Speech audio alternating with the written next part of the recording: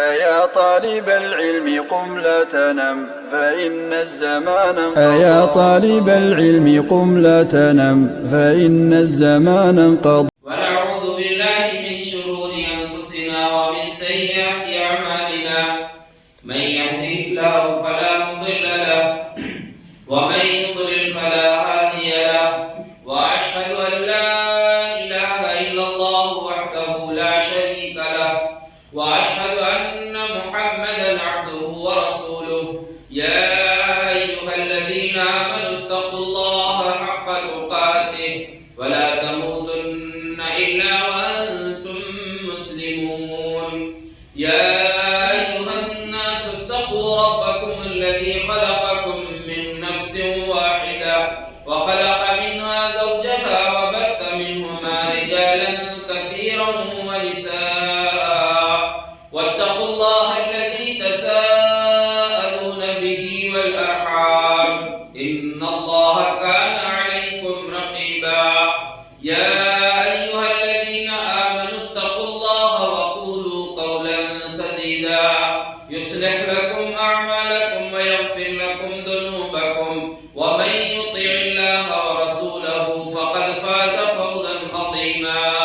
أما بعد فإن خير الحديث كتاب الله وخير الهدي هدي محمد صلى الله عليه وسلم وشر الأمور محدثاتها وكل محدثة بدعة وكل بدعة ضلالة وكل ضلالة في النار. أعوذ بالله من الشيطان الرجيم. بسم الله الرحمن الرحيم. وأمر أهلك بالصلاة واصطبر عليها لا نسألك رزقا نحن نرزقك والعاقبة للتقوى. اللهم صل على محمد وعلى آل محمد كما صليت على إبراهيم وعلى آل إبراهيم إنك حميد مجيد. اللهم بارك على محمد وعلى آل محمد كما باركت على إبراهيم وعلى آل إبراهيم إنك حميد مجيد. رب اشرح لي صدري ويسر لي أمري واحلل عقدة من لساني يفقهوا قولي. اللهم انفعنا بما علمتنا وعلمنا ما ينفعنا وزدنا علما. سبحانك لا علم لنا إلا ما علمتنا إنك أنت العليم الحكيم. خطبہ مسنونہ کے بعد قرآن کریم کی جو آیت تلاوت کی گئی ہے، اللہ رب العزت نے اپنے آخری پیغمبر جناب محمد رسول اللہ صلی اللہ علیہ وسلم سے خطاب کیا ہے، اور خطاب تو آپ سے ہے لیکن پیغام ساری امت کے لیے ہے. وَأْمُرْ أَهْلَكَ بِالصَّلَاةِ وَاصْطَبِرْ عَلَيْهَا. اپنے گھر والوں کو نماز کا حکم دو اور خود بھی اس پر جمے رہو، پابندی کے ساتھ نماز کا اہتمام کرو. لا نسألك رزقا نحن نرزقك. ہم تم سے رزق نہیں مانگتے، ہم تم سے روزی کا سوال نہیں کرتے، بلکہ ہم خود تم کو روزی دیتے ہیں. وَالْعَاقِبَةُ لِلتَّقْوَى. اور یاد رکھو بہترین انجام پرہیزگاری کے لیے ہی ہے. جس کے پاس پرہیزگاری ہوگی، تقوی ہوگا، اسی کا انجام بہتر ہوگا. یہ آیت نماز کے تعلق سے ایک خاص پہلو پر روشنی ڈالتی ہے. نماز کی فضیلت، اس کی اہمیت، اس کی ضرورت آپ کے سامنے ہے. مختلف موقعوں پر مختلف انداز میں آپ ان باتوں کو سنتے رہتے ہیں، لیکن آج کے اس خطبے میں ایک پہلو پر آپ کو متوجہ کرنا چاہتا ہوں کہ اللہ رب العزت نے اپنے پیغمبر کو حکم دیا ہے. دیکھیے، پہلے ایک انسان پر خود نماز پڑھنا فرض ہے، نماز کی پابندی فرض ہے، لیکن پہلے اللہ نے کسی اور چیز کا حکم دیا. وَأْمُرْ أَهْلَكَ بِالصَّلَاةِ. اپنے گھر والوں کو نماز کا حکم دو، اور بعد میں جو ہے یہ حکم دیا کہ خود بھی اس پر قائم رہو. حالانکہ پہلے خود عمل کرنا ہے، پہلے خود نمازی ہوں گے تب گھر والوں کو بولیں گے. لیکن اللہ نے انسان کو جو یا پہلی بات پیارے نبی صلی اللہ علیہ وسلم کو خطاب کیا ہے تو پہلے گھر والوں کو نماز کا حکم دیا. یعنی انسان اس بات کا فکر مند رہے کہ جس طرح جس پابندی سے اس کو خود نماز کا اہتمام کرنا ہے اس کو اپنے اہل خانہ کی بھی نماز کی فکر کرنا ہے.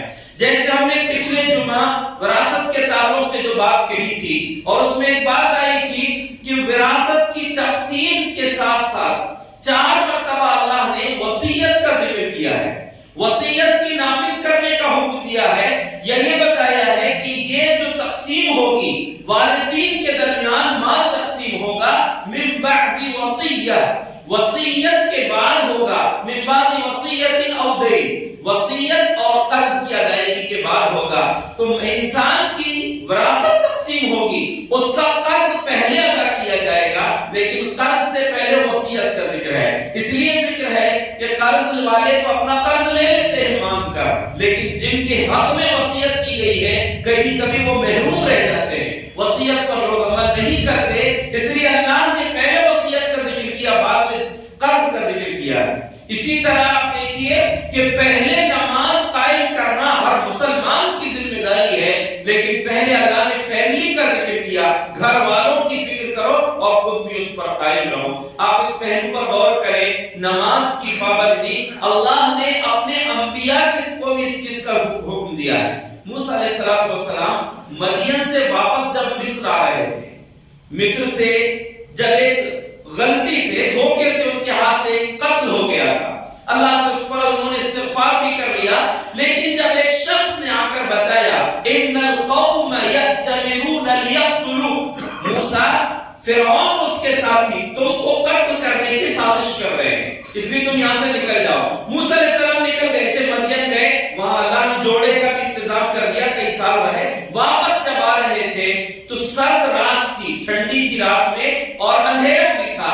ایک جگہ ان کو روشنی دکھائی دی تو اپنے گھر والوں سے, اپنی بیوی اور ساتھ میں جو بھی ہوں ان سے کہا کہ میں اس روشنی کے پاس جا رہا ہوں تاکہ وہاں سے تمہارے لیے یا تو آگ لے آؤں او اجد علی النار ہدی, یا وہ جو روشنی دکھ رہی ہے, آگ دکھ رہی ہے, وہاں سے کوئی راستہ دکھ جائے گا, راستہ مل جائے گا کہ ہمیں کدھر جانا ہے. لیکن جب اس جگہ پر پہنچے تو اللہ رب العالمین کا اعلان آیا, اللہ نے اعلان فرمایا کہ انی انا ربک فاخلع نعلیک انک بالوادی المقدس طوی, موسیٰ میں تمہارا رب ہوں, تم ایک مقدس وادی طویٰ میں پہنچ چکے ہو, فاخلع نعلیک, تم اپنے جوتوں کو اتار دو, جوتے اتار دو, مجھ سے بات کرنا ہے.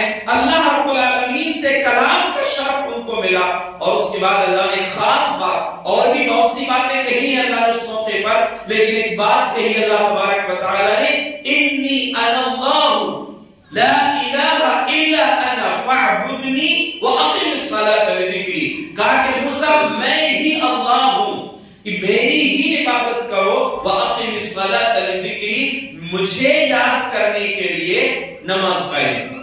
موسیٰ علیہ السلام کو اللہ نے حکم دیا.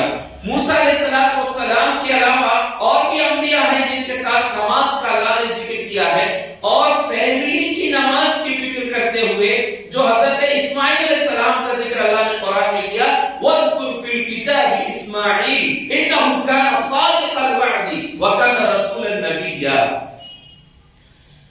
اس کتاب میں اسماعیل کا ذکر بھی کرو, قرآن میں اللہ رب العالمین فرما رہے ہیں. وہ کیا تھے, کون سی خاصیت تھی ان کے اندر, ان کی خاص کوالٹی کیا تھی, وہ سچے وعدے کے بہت سچے تھے. جس سے وعدہ کر لیا کسی بھی بات کا تو بہت پابندی سے وعدے کو نبھاتے تھے. بلکہ کچھ مفسرین نے تو لکھا ہے کہ ایک مرتبہ ایک شخص ان کے پاس آیا اور کہا کہ آپ کہیں پر رکیے, میں آ رہا ہوں. ملاقات ہوئی, کہا تھوڑی دیر آپ رکے, میں آ رہا ہوں, اور وہ جا کر بھول گیا. 3 دن تک وہ نہیں آیا.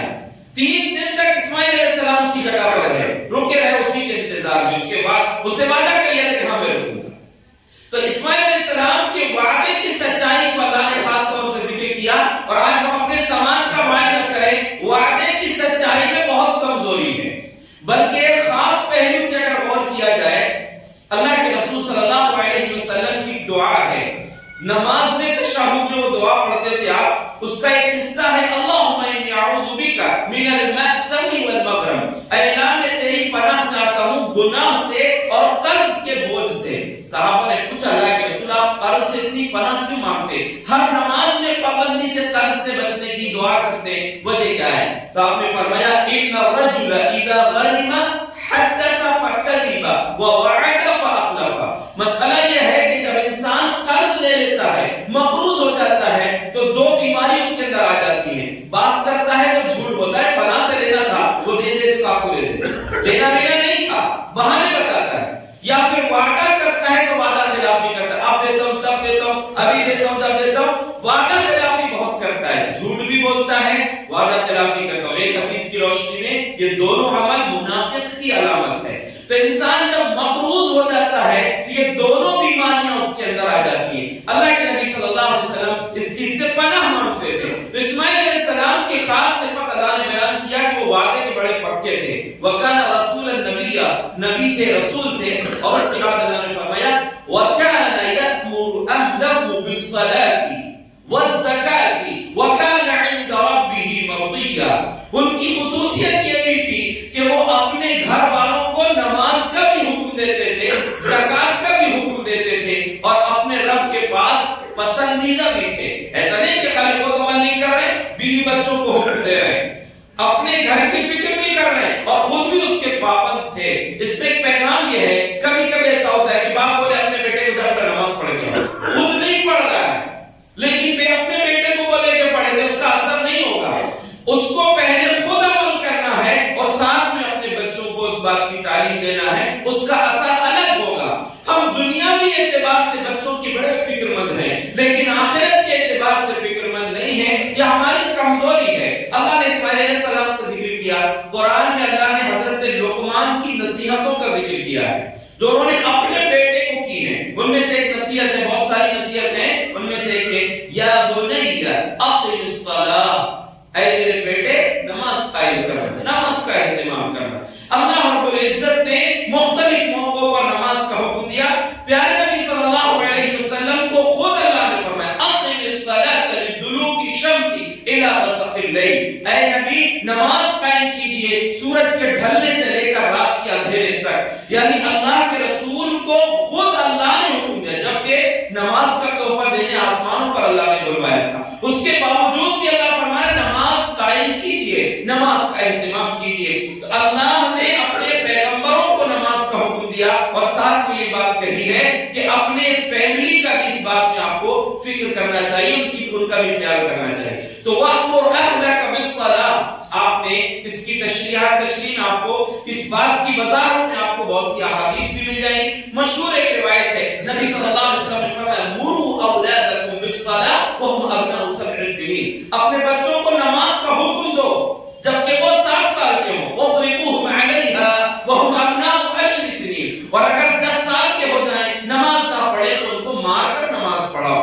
اس پہلو پر لوگ غور کم کرتے ہیں، لیکن وہی مثال کے طور پر آج صبح ہی میں باہر نکلا، پانی کی بوندیں ٹپک رہی تھی، موسم بہت ٹھنڈا تھا. آپ دیکھ رہے ہیں صبح ایک بچہ ٹیوشن کا بیگ لے کر گھر سے نکلا. میں نے اس بچے سے پوچھا کل مکتب نہیں آیا تھا؟ میں نے پوچھا مکتب کل کیوں نہیں آئے تھے؟ تو مجھے مولوی صاحب طبیعت خراب ہے. تھی نہیں، بولا طبیعت خراب ہے. میں نے ٹیوشن جانے کے لیے طبیعت خراب نہیں. تو یہ کمزوری اس بچے کی نہیں، یہ ماں باپ کی کمزوری ہے. ٹیوشن بھیجنے کے بڑے فکر مند ہیں، اسکول بھیجنے کے لیے بڑے فکر مند ہیں، لیکن جہاں آخرت سکھائی جاتی ہے، جہاں قرآن سکھایا جاتا ہے، وہاں بھیجنے کی توفیق جلدی نہیں ہوتی. کئی ایک بچے ایسے ہوتے ہیں جو طبیعت خراب ہونے کے باوجود بھی اسکول ضرور جائیں گے، ماں باپ بھیجتے ہیں، لیکن مسجد نہیں بھیجیں گے، نماز پڑھنے نہیں بھیجیں گے، قرآن پڑھنے کے لیے نہیں بھیجیں گے. تو مسئلہ یہ ہے کہ فکر ہمیں زیادہ دنیا کی ہے، آخرت کی فکر نہیں ہے. ان بچوں کی آخرت کی فکر کیجئے. یہ ایسے رہیں گے تو نماز آپ کے گھر کی برکتیں بھی ختم ہو جائیں گی اور ان کی آخرت بھی برباد ہو جائے گی. اہل نے ایک اچھی بات یہ کہی ہے کہ جس بچے کو 7 سے 10 سال تک کی عمر میں یعنی 3 سال کے وقفے میں پابندی سے نماز پڑھائی جائے گی، 10 سال بعد اس کو مارنے کی بالکل ضرورت نہیں پڑ سکتی. 3 سال میں اتنا وہ بالکل اس بات کا پابند ہو جائے گا نماز کا، اس کو مار کے نماز پڑھانے کی ضرورت نہیں رہے گی. اللہ کے بندو ہمیں اس بات پر فکر مند ہونا چاہیے. اور ایک بات یاد رکھیے، صحیح بخاری کی شرح مختلف اہل نے لکھا ہے فتح الباری، یہ نام سے صحیح بخاری کی ایک شرح امام ابن حجر رحمۃ اللہ علیہ نے لکھی ہے، اور اسی نام سے ایک شرح امام ابن رجب رحمۃ اللہ امام ابن رجب رحمۃ اللہ علیہ کی جو فتح الباری ہے اس میں انہوں نے ابن خلاد رحمۃ اللہ علیہ کا ایک قول نقل کیا ہے، ما من قوم فیہم من یتہاون علی الصلاۃ ولا یأخذونہ ولا یأخذون علی یدہ الا کان اول عذابہم ان ينقص من ارزاقہم. کہا کہ جس قوم کے اندر نماز میں کوتاہی کرنے والا شخص ہو اور اس قوم کے لوگ یعنی اس علاقے کے اس جگہ کے لوگ اس کو پابندی نہ کروائیں، اس کو ٹوکے نہ نماز چھوڑنے کی وجہ سے، تو پہلا عذاب جو اس علاقے میں نازل ہوتا ہے ان ينقص من ارزاقہم، ان کی روزیوں کو کم کر دیا جاتا ہے، ان کے کاروبار میں اس کا اثر پڑتا ہے. اب سوچئے جس گھر کے اندر یہ معاملہ ہو، باپ تو نماز پڑھ رہے ہیں، جوان بیٹے فجر میں سو رہے ہیں، بزرگ باپ جو ہے مسجد میں آ رہے ہیں، بیٹے سو رہے ہیں، ایک بھائی پڑھنے آ رہا ہے، دوسرا بھائی نہیں آ رہا ہے، بیوی پڑھ رہی ہے، شوہر نہیں پڑھ رہا ہے، شوہر پڑھ رہا ہے، بیوی نہیں پڑھ رہی، یعنی ایسے ہی بہت کم گھر ملیں گے جہاں پوری کی پوری فیملی نمازی. اللہ کے بندو، ہمیں نماز کے تعلق سے اس پہلو سے بھی سوچنا ہے کہ نماز کی پابندی ہم کو خود کرنا ہے اور ہمیں اپنے اہل و عیال کی اس بات کی فکر کرنا ہے. اللہ نے حکم کیا تھا وَأْمُرْ أَهْلَكَ بِالصَّلَاةِ، اپنے گھر والوں کو نماز کا حکم دو. نبی صلی اللہ علیہ وسلم ایک مرتبہ رات میں بے چین ہو کر گھبرا کر اٹھے. حضرت ام سلمہ رضی اللہ عنہ فرماتی ہیں، ام المومنین، صحیح بخاری میں حدیث کئی جگہ پر امام بخاری رحمۃ اللہ علیہ نے ذکر کیے، کہتی ہے کہ گھبرا کر آپ اٹھے اور کہا سبحان اللہ ماذا انزل الليلة من الفتن وماذا انزل من الخزائن. آج بہت سے فتنے بھی نازل ہوئے ہیں آج رات، اور بہت سے خزانے بھی اللہ نے نازل کیا ہے. اور اس کے بعد آپ نے فرمایا من يوقظ صواحب الحجرات كي يصلين فرب كاسية في الدنيا عارية في الآخرة. کوئی ہے جو حجرے والیوں کو اٹھا دے. کون حجرے والیاں؟ امہات المومنین کو سب کو اٹھا دے. کئی یصلینا، تاکہ وہ نماز پڑھ لیں. بہت سی ایسی عورتیں جو دنیا میں کپڑے پہنی ہوئی ہیں لیکن آخرت میں بغیر کپڑوں کی رہیں گی، یعنی وہ عذاب کا شکار ہو جائیں گی. اور آپ نے اس فتنوں کا، خزانوں کا ذکر کرنے کے بعد خاص طور سے کہا کہ کاش کوئی یا کیسا کوئی ہے جو حجرے والیوں کو، میری بیویوں کو، امہات المومنین کو بیدار کرا دے. اہل علم کو اور تمام لوگوں کو، خاص طور سے اہل علم کو اور تمام لوگوں کو یہ بات یاد رکھنا چاہیے کہ ہماری فیملی بھی نمازی ہو.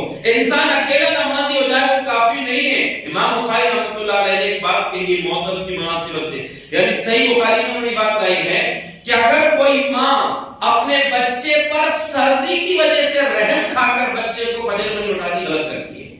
غلط کر رہی ہے کہ فجر کی ٹھنڈک کی، رات کی ٹھنڈک، اس وقت کی ٹھنڈک، موسم کی ٹھنڈک کی وجہ سے اگر رحم کھاتی ہے اپنے بچے پر کہ ٹھنڈی ہے مت جاؤ نماز پڑھنے، غلط کر رہی ہے. اس سے چیز امام بخاری رحمۃ اللہ علیہ کے اس جملے سے سبق بھی ملتا ہے کہ فجر میں اٹھانے کو بچوں کو، ماں کو بھی چاہیے، باپ کی بھی ذمہ داری بنتی ہے کہ اٹھائیں اور ماں کی بھی ذمہ داری بنتی ہے کہ اپنے بچوں کو بھیجیں. بچوں کو مسجد بھیجیں، اب خود ہی نہیں آئیں گے، ماں خود نہیں پڑھے گی، باپ خود نہیں پڑھیں گے تو بچوں کو کہاں سے مسجد بھیج دیں گے. اللہ کے بندو، اللہ کے اس حکم کو یاد رکھیے وَأْمُرْ أَهْلَكَ بِالصَّلَاةِ، اپنے گھر والوں کو نماز کا حکم دیجیے. ہم نماز کے لیے بڑے فکر مند نہیں ہیں، دنیا کے لیے بہت زیادہ فکر مند ہیں. اور اللہ کے رسول صلی اللہ علیہ وسلم تو دیکھیے لوگ کیا سوچتے ہیں، بچے بڑے ہو گئے، شادی ہو گئی، ان کو چھوڑ دو. بیٹا شادی بڑا ہو گیا، کچھ بلکہ کچھ تو شادی بھی نہیں ہوئی ہے، کمانے لگا ہے تو ڈرنے لگ جاتے ہیں. عجیب ماں باپ کو اس کے بل میں جی رہے ہو، وہ بچہ روزی دے کے لا کر دے، اس کی کیا اوقات کھلانے کی آپ کے بیٹے کی. لوگ ڈرتے ہیں اگر کچھ بولیں گے ہو سکتا ہے خرچہ نہ دے. ارے اس سے ڈر رہے ہیں آپ، اللہ سے ڈر. رب کیا کہ لا نسألک، ہم رزق نہیں مانگ رہے ہیں تم سے، نحن نرزقک، ہم تم کو روزی دیتے ہیں. تو آپ کو تو اللہ بول رہا ہے کہ نماز کی پابندی کرو، رزق ہم دیں گے. آپ اپنے بچے کے بارے میں سوچنے لگے کہ بیٹا جوان ہو گیا، میری ہڈیاں کمزور ہو گئی ہیں، اب کما نہیں سکوں گا، اسی کے بل میں تو گھر چل رہا ہے. چولہے میں جائے ایسا گھر، ایسا خرچ جو آپ کو نماز کے لیے بولنے کی بھی توفیق نہیں ہو رہی ہے. یاد رکھیں نبی صلی اللہ علیہ وسلم کی زندگی بتاتی ہے کہ آپ کو اپنے شادی شدہ بچوں کی بھی نماز کی فکر کرنا چاہیے. اور نماز فرض چھوڑیے. صحیح بخاری کا میں یہ واقعہ موجود ہے. اللہ کے رسول صلی اللہ علیہ وسلم اپنی بیٹی کے گھر گئے. کون سی بیٹی ہے؟ سب سے چھوٹی سب سے چہیتی بیٹی ہے فاطمہ رضی اللہ عنہا. گھر گئے, داماد بھی ساتھ میں ہے, بیٹی بھی ساتھ میں ہے. کہا الا تصلیانی. حضرت علی رضی اللہ عنہ کہہ رہے ہیں طرق علینا, آپ صلی اللہ علیہ وسلم ایک مرتبہ رات میں آئے تھے, رات میں ہمارے گھر آئے اور آ کر کہا الا تصلیانی, تم لوگ تہجد کیوں نہیں پڑھتے, رات میں اٹھ کے نماز کیوں نہیں پڑھتے ہو؟ حضرت علی رضی اللہ عنہ کا جواب دیکھیے صحیح تھا لیکن غیر مناسب جگہ میں تھا. اس وقت یہ جواب ان کو, اللہ کے نبی صلی اللہ علیہ وسلم کو یہ جواب پسند نہیں آیا. تو کہا کہ الا تصلیانی, لوگ رات میں اٹھ کے نماز کیوں نہیں پڑھتے ہو, تہجد کیوں نہیں, فرض نہیں بول رہے ہیں. فرض کا معاملہ تو یہ تھا, صحابہ فرض چھوڑ دیں یہ ناممکن بات تھی. اس لیے حضرت شقیق بن عبداللہ رحمت اللہ علیہ تابعی ہیں, وہ کہتے ہیں کان اصحاب محمد صلی اللہ علیہ وسلم لا يرون شيئا من الاعمال تركه كفر غير الصلاة. صحابہ کرام کسی بھی عمل کو چھوڑنے کو کفر نہیں سمجھتے تھے سوائے نماز کے. یہ شقیق بن عبداللہ تابعی صحابہ کا متفقہ فیصلہ اور فتویٰ سنا رہے ہیں. تو صحابہ کے بیچ میں نماز کو چھوڑ دینا ہی تو گنجائش نہیں تھی. وہ تو گردن کٹانے کے لیے کھڑے ہیں تب بھی گردن جھکاتے تھے. تو یہاں مسئلہ تھا, فرض کا نہیں تھا. کہا کہ تم لوگ تہجد کیوں نہیں پڑھتے؟ حضرت علی رضی اللہ عنہ نے جواب دیا یا رسول اللہ ان نفوسنا علی بید اللہ اذا شاء ان یبعثنا بعثنا. ہماری روحیں اللہ کے ہاتھ میں ہیں, جب چاہے گا اٹھا دے گا, یعنی جب اللہ ہماری نیند کھلا دے گا تو ہم لوگ پڑھ لیں گے. آپ صلی اللہ علیہ وسلم نے کوئی جواب نہیں دیے, فوراً واپس گھر سے نکل گئے اپنی بیٹی کے گھر سے. حضرت علی کہتے ہیں کوئی جواب تو آپ نے نہیں دیا, لیکن جاتے جاتے آپ اپنی ران میں ہاتھ پٹکتے ہوئے جا رہے تھے اور آپ فرما رہے تھے ان الانسان وکان الانسان, انسان جو ہے, سورہ کہف کی آیت آپ نے تلاوت کی کہ انسان بہت زیادہ جھگڑالو ہے, یعنی بڑے جلدی جواب دے دیے کہ حضرت علی رضی اللہ عنہ نے کہا کہ اللہ کے رسول ہماری روح ہماری جان اللہ کے ہاتھ میں, جب چاہے گا تو اٹھائے گا اور اس اٹھائے گا تو ہم نماز پڑھ لیں گے. تو وہ جواب تو ٹھیک تھا کہ بھائی اللہ کے اختیار کی بات ہے, تہجد میں اٹھ جائیں گے اللہ کی توفیق ہے, لیکن حضرت علی کی زبان سے جملہ پیارے نبی کو پسند نہیں آیا تھا. آپ واپس تو نکل گئے لیکن آپ نے کہا کہ انسان بڑا جھگڑالو ہے, بڑے جلدی جواب دے دیا انہوں نے. تو آپ صلی اللہ علیہ وسلم اپنی بیٹی اور داماد کے تہجد کی نماز کے فکر مند ہیں, فرض کے نہیں. آپ سوچئے ہماری فیملی میں کتنے لوگ ایسے ہیں, فجر میں جو لوگ آتے ہیں ان میں سے کتنے لوگ آتے ہیں جو ایک گھر سے ایک ہی فرد آ رہا ہے. اگر جتنے لوگ آتے ہیں ان کے ہی گھر کے تمام لوگ آ جائیں گے تو ڈبل سے زیادہ تعداد ہو جائے گی. کئی بار میں آپ سے بولتا ہوں کہ مسجد میں جن کی نماز کی آواز جن کے گھر جاتی ہے وہ لوگ اٹھ کر نہیں آتے, اور اکثر جگہ نہ جانے کیا مسئلہ ہے, کیا نحوست لوگ اپنے اوپر لے لیتے ہیں, مسجد کے قریب کے لوگ جلدی نماز پڑھنے نہیں آتے, دور سے لوگ نماز پڑھ رہے ہیں. آپ کو مل جائیں گے دور سے ایک بچہ آتا ہے فجر میں, مکتب میں پڑھنے بھی آتا ہے, سبزی منڈی میں رہتا ہے, اس سے پوچھے, ہم بچوں سے پوچھ رہے تھے کل پرسوں کی بات ہے, نماز میں کون کون فجر پڑھتے ہیں, وہ بچہ روز آتا ہے اسی جگہ یہی آتا ہے اور باقاعدہ آ کر پہلے سنت پڑھتا ہے. وہ ان کے گھر والوں, ان کی ماں باپ یا گھر کے جو بھی افراد ان کو اس بچے کو اٹھاتے ہیں, غالباً اس کی نانی کے گھر میں رہتا ہے بچہ. ہر دن پابندی سے فجر کی نماز پڑھنے جہاں جامع مسجد میں آتا ہے, وہ سبزی منڈی میں ان کا گھر ہے جہاں سے وہ آتا ہے. اب مسجد کے آس پاس والے دیکھیے, آپ کو کیا اتنی فکر نہیں ہے, وَأْمُرْ أَهْلَكَ بِالصَّلَاةِ, اپنے گھر والوں کو نماز کا حکم دو. یہ رب کہہ رہا ہے اپنے گھر اپنی فیملی کی فکر کیجیے. اور یاد رکھیں کچھ لوگوں کا جواب ہوتا ہے نماز کتنی پڑھتے ہو, جتنے ٹائم مل جاتا ہے اتنی پڑھ لیتے ہیں. اور کیا سمجھ رہے ہیں ہم دنیا بہت کما رہے ہیں, تو اتنے مصروف ہیں روزی کمانے میں کہ ہم کو ٹائم نہیں ملتا. اللہ کے بندو یہ الٹا ہے, سمجھے نہیں آپ نے, یہ سزا ہے اللہ کی طرف سے. کون سی سزا ہے؟ مصروفیت کی سزا ہے. یہ سزا ہے جو آپ بہت زیادہ بزی ہے نا, بہت زیادہ مصروف ہے, یہ آپ کو سزا ہے. کیوں سزا ہے؟ اللہ کے رسول صلی اللہ علیہ وسلم نے فرمایا, اللہ فرماتا ہے یا ابن آدم تفرق لعبادتی املأ صدرك غنى واصد فقرك والا تفعل املأ يديك شغلا ولم اصد فقرك. کہا اللہ فرما رہا ہے کہ اے انسان تو میری عبادت کے لیے تھوڑا ٹائم نکال, میری عبادت کے لیے وقت نکال. کیا کروں گا بدلے میں؟ املا یدک املا صدرک غنن، تیرے دل کو مالداری سے بھر دوں گا، تیرا دل مالدار ہو جائے گا. واسد فقرک، اور تیری محتاجی کو بھی دور کر دوں گا. اور اگر تو نے ایسا نہیں کیا، املا یدک شغلا، تجھے بہت زیادہ مصروف کر دوں گا، بہت زیادہ کام میں لگا دوں گا. ولم اسد فقرک، کاروبار تو بہت تجھے دکھے گا، بہت سارے کاروبار تیرے پاس ہو جائیں گے، لیکن تیری محتاجی نہیں جائے گی.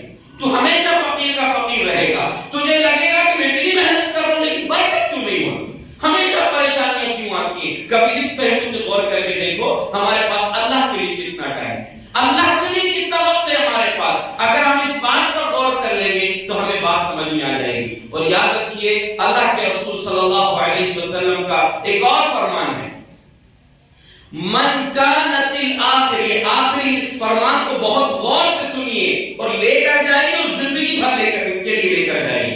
من کانت الآخرۃ ہمہ، اللہ کے رسول صلی اللہ علیہ وسلم نے فرمایا آخرت جس کا ٹارگٹ ہو، آخرت جس کی فکر ہو، اس کی فکر یہ ہو کہ میری آخرت کیسے بن جائے، اس کو اللہ تبارک و تعالیٰ کیسے بدلہ دیتا ہے.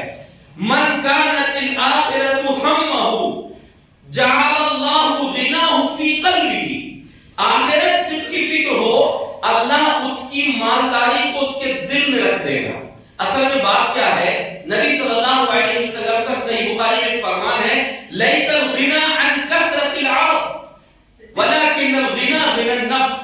اصل مالداری یہ نہیں ہے کہ آپ کے پاس ڈھیر لگا ہے مال و دولت کا، اصل مالداری دل کی مالداری ہے. لوگ بہت مال ہو کر بھی فقیروں والی زندگی گزارتے کنجوسی کی وجہ سے، دل مالدار نہیں ہوتا. لیکن وہی ایک غریب ہے، روکھی سوکھی کھانے کے باوجود بھی خوش ہے، اس کے چہرہ خوشی سے. مجھے ایک مؤذن صاحب کا چہرہ کئی مرتبہ یاد آتا ہے. پانڈو ہم گئے تھے پروگرام میں، تو وہ مؤذن صاحب مطلب مجھے تعجب ہو رہا تھا کہ وہ اپنی تنخواہ بتا رہے تھے 4000 روپئے، لیکن جس حساب سے وہ اپنی خوشحالی کو ظاہر کر رہے تھے، وہ زبان سے تو بول ہی رہے تھے لیکن ان کے چہرے سے جو خوشحالی چمک رہی تھی اور ٹپک رہی تھی وہ بیان کرنے کے قابل نہیں.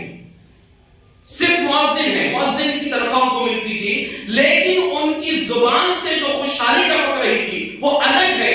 چہرہ جو ان کی خوشحالی دکھا رہا تھا وہ قابل مطلب اس کے الفاظ نہیں آپ ایسے یہ سمجھ لیجیے، اس قدر خوشحالی ان کے چہرے سے ٹپک رہی. تو اللہ رب العالمین کے لیے آپ صرف آخرت کو اگر اپنا ٹارگٹ بنا لی، میں یہ نہیں کہتا کہ دنیا مت کماؤ مسجد میں آ کے بیٹھ جاؤ، خوب کماؤ، دولت خوب کماؤ، عثمان رضی اللہ عنہ جیسی دولت کماؤ، خوب کروڑ پتی ارب پتی بنو آپ، لیکن حلال طریقے سے کماؤ، خوب کماؤ، اللہ کی راہ میں خوب خرچ کرو، اس سے کوئی نہیں روکتا. لیکن اصل مقصد دنیا نہیں ہونا، اصل مقصد آخرت ہونا، اصل مقصد آخرت کمانا، دنیا کی خوشحالی نہیں. تو کہا کہ جس کی آخرت، جس کی فکر ہو، اللہ اس کے دل کو مالدار بنا دیتا ہے. وَجَمَعَ عَلَيْهِ شَمْلَهُ، اس کے سارے کاموں کو ایک جگہ سمیٹ دیتا ہے. کیا مطلب ہے؟ اس کو بہت زیادہ بیزی رہنا نہیں پڑتا، یہاں جا کے دیکھوں، وہاں جا کے دیکھوں، وہ دکان دیکھوں، یہ کاروبار دیکھوں، وہ کھیت دیکھوں، سب کام آسانی سے ہو جاتے ہیں کیونکہ اس کی اصل فکر ہے آخرت. جب انسان کی فکر آخرت ہو، اللہ اس کے دل کو مالدار بنا دیتا ہے اور اس کے سارے کاموں کو جمع کر دیتا ہے. اور اگلا جملہ وَأَتَتْهُ الدُّنْيَا وَهِيَ رَاغِبَةٌ، اس کو آپ کے سمجھنے کے لیے ایک لفظ کے ساتھ ترجمہ کر رہا ہوں کہ دنیا جھک مار کے اس کے سامنے آتی ہے، دنیا جھک مار کے اس کے پاس آتی ہے. راغبۃ کا مجبور ہو کر، وہ کہیں نہیں جا سکتی. دنیا کی دولت آئے گی اسی کے در پہ آئے گی کیونکہ اس کا اصل ٹارگٹ آخرت ہے. لیکن دوسرا پہلو وَمَنْ كَانَتِ الدُّنْيَا هَمَّهُ، جس کا مقصد صرف دنیا کمانا ہو، اللہ فرماتا ہے اسد غناہ بین یدیہ، اسد فقرہ بین یدیہ، جعل اللہ فقرہ بین یدیہ، اللہ اس کی محتاجی کو اس کے سامنے رکھ دیتا ہے، اس کو سامنے محتاجی رکھ دیتا ہے. وفرق علیہ شملہ، اس کے پورے کاروبار، اس کے کام کو بگڑا دیتا ہے، پھیلا دیتا ہے، یہ بھی کر لوں وہ بھی کر لوں، لیکن جب سامنے نظر پڑتی سوائے محتاجی کچھ نہیں دیکھتی، بس اس کا پیٹ بھرتا ہی نہیں. اس کو پورے کام کر رہا ہے، وہ سارے کام اس کے بگڑے ہوئے ہیں لیکن اس کو دل نہیں بھرتا. اس کی محتاج اس کے سامنے ہوتی ہے وَلَمْ يَأْتِهِ مِنَ الدُّنْيَا إِلَّا مَا قُدِّرَ لَهُ، دنیا کی دولت اتنی ہی ملتی ہے جتنا اسے تقدیر میں لکھ دیا گیا ہے، اتنا ہی ملے گا۔ بہت دن بھر وہ 24 گھنٹے کام کر رہا ہے، دن رات ایک کر دیا، لیکن مصروفیت کے باوجود اس کو فائدہ نہیں ہوتا۔ اللہ کے بندو اس حدیث پر غور کرو، یہ صحیح حدیث سنن ترمذی کی روایت ہے کہ اگر آخرت کی فکر ہے آپ کو، اس کا مطلب یہ نہیں ہے کہ دنیا نہیں کمانا ہے، یعنی آپ کی فکر یہ ہونی چاہیے کہ میں خوب کماؤں لیکن حلال کماؤں، اس کو حلال جگہ میں خرچ کروں، آخرت میری کامیاب ہونا چاہیے، فکر ہو۔ اور دوسری طرف اگر آپ کی فکر صرف دنیا ہے، دنیا خوش کرنا چاہتے ہیں، تو آپ کو دنیا اتنی نہیں ملے گی جتنا آپ چاہیں گے، اتنی ملے گی جتنی آپ کی تقدیر میں لکھا ہے، جتنا اللہ چاہے گا اتنی آپ کو ملے گی، آپ کی بہت زیادہ محنتوں سے وہ بڑھنے والا نہیں ہے۔ اس لیے اللہ کے بندو اصل ٹارگٹ آخرت کو بنا، تو اللہ رب العالمین نے حکم دیا وَأْمُرْ أَهْلَكَ بِالصَّلَاةِ، اپنے گھر والوں کو نماز کا حکم دیجئے، لَا نَسْأَلُكَ رِزْقًا، ہم تم سے رزق نہیں مانگتے۔ کتنی پیاری بات کہا ہے اللہ نے، ہم نہیں مانگ رہے تم کو، نحن نرزقک، ہم روزی دیتے ہیں، روزی دینا ہمارا کام ہے، تمہارا نہیں ہے، تم محنت کر کے نہیں کما سکتے بہت زیادہ، جتنا ہم چاہیں گے اتنا دیں گے۔ وَالْعَاقِبَةُ لِلتَّقْوَىٰ، یاد رکھو بہترین انجام پرہیزگاری میں، پرہیزگاری اختیار کرو گے اسی میں بہتر انجام ہوگا۔ تو یہ اللہ کے نبی کو اللہ رب العالمین نے حکم دیا ہے، خطاب تو نبی سے ہے لیکن پیغام سارے امتیوں کے لیے ہے، اس لیے ہر آدمی، ہر فرد اپنی فیملی کے بارے میں فکر مند ہو، میں کتنا پابند ہوں، میری فیملی کے دیگر افراد کتنے پابند ہیں۔ اللہ سے دعا ہے اللہ رب العزت ہمیں یہ جو پیغام اس آیت کے ذریعے اللہ نے دیا ہے اس کو سمجھ کر اس کے مطابق عمل کرنے کی توفیق عطا فرمائے۔ آمین۔ وآخر دعوانا ان الحمد للہ رب العالمین۔